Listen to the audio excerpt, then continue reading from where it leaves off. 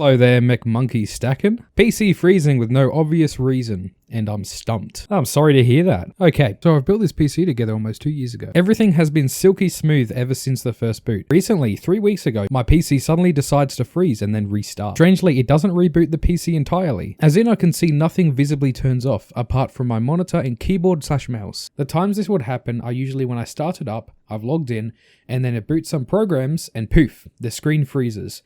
And then I've got to log in again, rinse and repeat, keeps freezing. Then I've had sometimes after that, say an hour or so gaming, and then I'll shut that gaming application to say change games with my friends. Poof, freezes.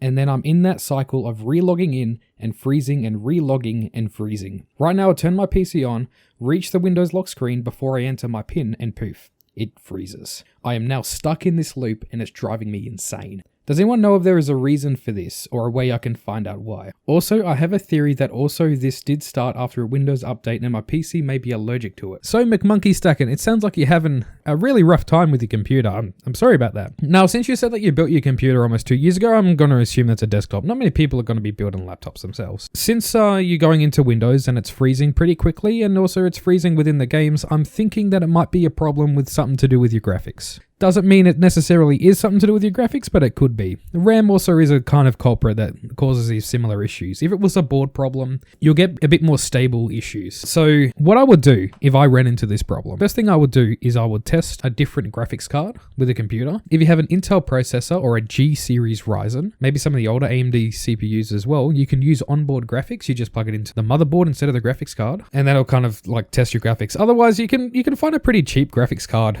like a real crappy one, secondhand or some sort, maybe even pull it out of an old computer, or like if you have another computer in the house, you can pop the graphics card out of that and give that a go in your system. Graphics cards are pretty, you can kind of use them between a lot of different computers if you just want a picture. Now, if you think it might be after a Windows update recently, I think it's gotten a little bit better. Well, I think it's gotten a lot better than what it used to be, but there's still a lot of problems that Windows updates bring on PCs. And sometimes after Windows release a new update, I'll get a bunch of computers in that, like it's not picking up their printer anymore, or their Windows just completely isn't starting because it's broken after an update. It's pretty common for Windows update to break these sort of things. So I wouldn't rule that out. If you can't test the graphics card, I would go down the software route. I'll try to boot the computer into safe mode. There's a couple of ways to get into that. You can, when the computer's starting and you see the little Windows loading icon, you can hold down the power button. You repeat that 3 times and it'll come up saying something like repairing your computer. If it doesn't say something like that, or you want a bit of a different way, you can try to get into the computer itself. Since you said you can get in for a few seconds sometimes, you go to the Windows button, down here, you click this button, you hold shift and then you click restart, and then it'll pop you into the troubleshoot sort of thing. And then you can go change startup options, and then you can boot into safe mode and you see if your computer works in safe mode. And that only loads the sort of very basic drivers if it's a driver problem. What you can also try to do is you copy your data off your computer, do a fresh install of Windows, and that may fix it for you as well. Let's hope your graphics card isn't dead. That's a possibility of that happening. Sometimes with the AMD graphics cards, the fan doesn't ramp up automatically. So the graphics card will be running like at 90 degrees or something like that, and the fan will only be running at 20%. My graphics card does that. I have an RX 480. If you suspect it's not the graphics card or you want to try something else a bit quicker, a bit easier to do, you can take the RAM in your computer. So this here is some RAM on this motherboard. Take out this stick and put it in this slot. Only have 1 stick of RAM.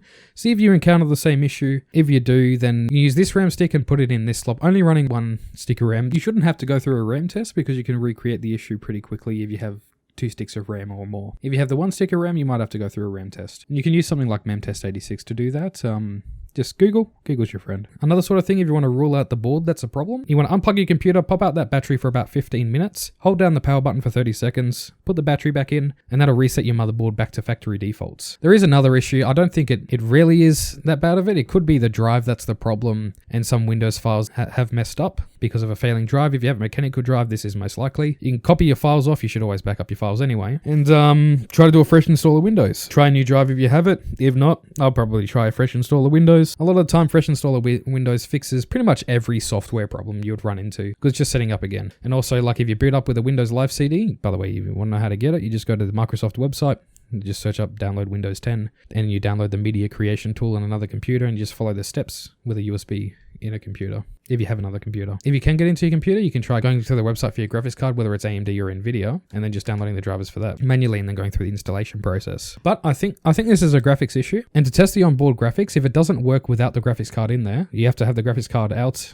for the easiest sort of time. You might have to go into your BIOS before taking it out, and you might have to tell the BIOS to use the onboard graphic. And if you don't know how to turn it on, you can always Google your motherboard brand like Gigabyte, Asus, or something like that, and then just look up how to enable onboard graphics or disable it. To sum everything up, test your graphics card, see if you can pop a new one in there, or switch over to onboard graphics. Test your RAM by switching it over. Try to boot your computer into safe mode to see if it works without the driver. You can always try to install the driver from the NVIDIA or AMD website. If all else fails, you can try to do a fresh install of Windows 10 after backing up your data, and that'll fix most driver and software problems that you would usually run into. Well, I hope this helped.